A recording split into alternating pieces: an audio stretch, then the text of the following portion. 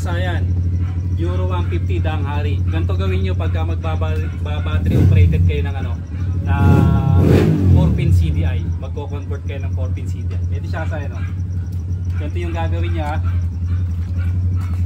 Bali dito, ikakat nyo na yung wire nya. Pati yung mga pin na katulad nito. Bali ang lalabas dyan kasayan, ito yung mga wire nya. Ito. Ito yung mga lalabas na wire nya, ba? Yan. Bali 6 siya. May 6 na wire yung stock CDI. Ito siya. Etong black white, tutukan mo yung kulay, ha. Etong black white, ito yung ano, yung kill switch. Tapos etong black red, ito naman yung primary coil. Solid green at green white, ito yung ating ground. Pulsar ground at saka yung isang ground o negative. Tapos etong black yellow, ito yung ignition coil. Tapos etong blue white, ito yung pulsar. Yan siya kasayan na yung stock wire. Ngayon, etong kill switch, float na yan, hindi na yan natin gagamitin. Wala na yan, ha. Ito na lang ito na lang 5. Uunahin natin dito sa sa black red o primary coil. Ito unahin natin na primary coil, ha. Ito yung foreman. Pansinin niyo, matagal na siya kasayan na naka-battery operated pero okay na okay pa rin, walang problema. Inaagiw na siya. Siya, ba? Ganito yung pormahan niya. Basta pag bibili kayo ng 4-pin CDI, bumili kayo ng matibay na ganito, ha. Yung maganda yung wire niya na ganito. Ito kasi bali, hindi mo nasusundan tong wire na to. Kailangan lang nating matandaan kung ano-ano yung mga bawat isa niyan. Halimbawa, ito kasayan para madaling tandaan, ha. Ito yung pulsar. Ito, pupunta yan sa may pulsar. Sa pulsar natin ilalagay. Ang forma niya, ito, ha. Yan, ha. Ganyan ang forma niya. Yung pinakakawit, yun ang kaliwa. Tapos dito kanan. Ito yung pinakagitna. Ito. Ganito yan, para mas madaling maunawaan. Itong sa may taas na to, ito yun, pulsar to.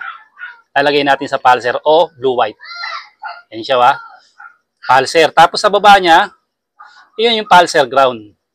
Basta ang CDI natin dito kasi na ordinary CDI o 4-pin CDI lipan. Kilala sa tawag na lipan CDI. Ito naman yung ground sa baba, pagsasamahin natin yung dalawang green. Yan, ha, dalawang green kasayan, ha. Napaka-basic lang nito kasayan, simple lang. Kung ganito kasi gagawin yung wiring, mas malinis siya. Tapos susunod sa kanya, ito. Ignition coil sa taas. Ayan, o. Nasa may kanan na tayo, ha. Pulsar ground yung kaliwa. Sa kanan, ignition coil, tsaka DC 12 volts. Pag nalagay na natin ignition coil, ayan, o, dito, ignition coil. Etong black red na to, magiging accessory wire yan. Didiretsuin natin yung itong black red, papunta rito yan. Ito siya kasi, no? Papuntang stator. Puputulin na natin yan. Ito yan, nakaduktong yan, naputulin na natin para wala na ritong connection. Pagkaputol natin, meron tayo ritong dalawang pwedeng pagkabitan ng accessory wire. Mamimili lang kayo sa dalawa. Pero ang paglalagyan natin, yung mas malapit na. Pwede kayong kumuha dito sa flasher relay. Ito, accessory wire to. Itong flasher relay, meron ditong accessory wire. Sa flasher relay na yan. Pag on ng susian, open na rin siya. Tapos, meron din dito sa may brake light. Ayan, ito yung brake light natin, oh. May brake light, accessory wire din yan na green. Diyan natin ilalagay itong pinutol natin na pulsar, ha. Yung pinutol natin, ilalagay natin dito. Ilalagay natin sa accessory wire.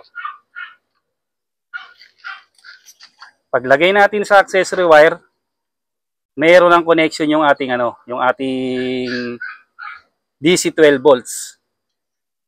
Ito yung DC 12 volts natin, ha. Ito. Ayan. Tapos sa baba, ignition coil. Ito na siya.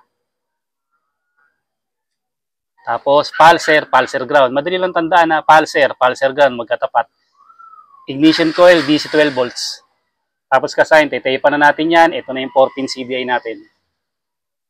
Alisin na natin yung dating stock CDI. Mas malinis yung ating wiring. Ganyan lang kasimple kasayin yung gagawin nyo. Ito, may connection na to rito. I-check natin ha. Accessory wire natin ha. Pagbukas ng susi tsaka lang siya gagana. Tatakbo na dito yan. Tatakbo na dyan kasayin na yun. Okay, off mo yung susian. Okay, ibig sabihin kasayin, ito na yung supply. Wala na tayong ibang iwa-wire dyan. Mas malinis yung pag-wiring natin. Dahil pagka-tap natin dyan, ayan o, nagpalit na tayo nito. Nagpalit na tayo ng 4-pin socket. Tapos testing na natin. Pansinin nyo kasi ng tagal na nito. Oh. Yan oh. Pero goods na goods pa rin. Tsaka yung kuryente niya, malakas. Talagang malakas yung kuryente.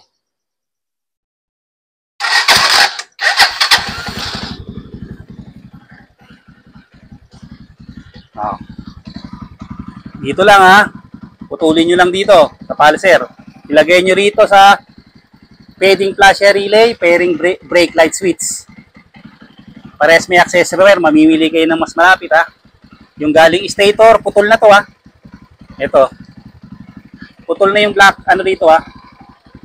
Yan. Yan, putol na yan oh. Ito yung kaduk, pinutol dito, wala na yung paibaba. Dito natin lalagay sa accessory wire. Para yung wire na black, mabuhay yung buhay pa rin yung black red. Bali, ang patay lang dito, itong kill switch. Kasi hindi na siya gagana, hindi nakagana yung kill switch natin, yung isang wire. Ito, ayan. O, yan lang ang wala. Yung wala na, na yan. Ngayon lang kasayang kasimple mag-battery operated ng Euro 150 daang hari. Para mas malinis yung wire nyo. Putulin nyo na yun. Kasi pagka halimbawa, nasira yung CDI nyo, yan na yung ipapalit nyo, CDI na rin. Para yan na rin yung yung gagamitin nyo. Tandaan nyo lang kasayan ha, huwag lang kayong magpapalobat. Magpapasira ng battery o magpapasira ng regulator rectifier at saka ng charging ng stator para hindi titirik ang motor nyo. Ganun kasaya, may video tayo dyan kung ano yung ng disadvantage ng 4-pin CDI. Ang advantage ng 4-pin CDI, tandaan nyo kasi, napakasimple, napakabilis ikabit, madaling i-DIY, iwas labor. Iwas labor siya kasi na.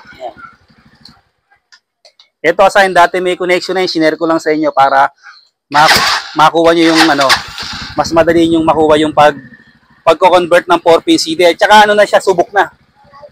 Kung pagmamasdan nyo yung 4-pin CDI, ayan na, madumi na siya. Ibig sabihin kasi matagal na siya. Matagal nang naka 4-pin CDI pero okay na okay pa rin. Wala pa rin siyang problema. Okay. Hanggang dito na lang mga kasayan. Pag may katanungan ka tungkol sa pagbabattery operated ng 4-pin CDI, meron kang hindi naintindihan, mag-comment ka lang at sasagutin ko yan. Hanggang dito na lang mga kasayan. Salamat sa panonood.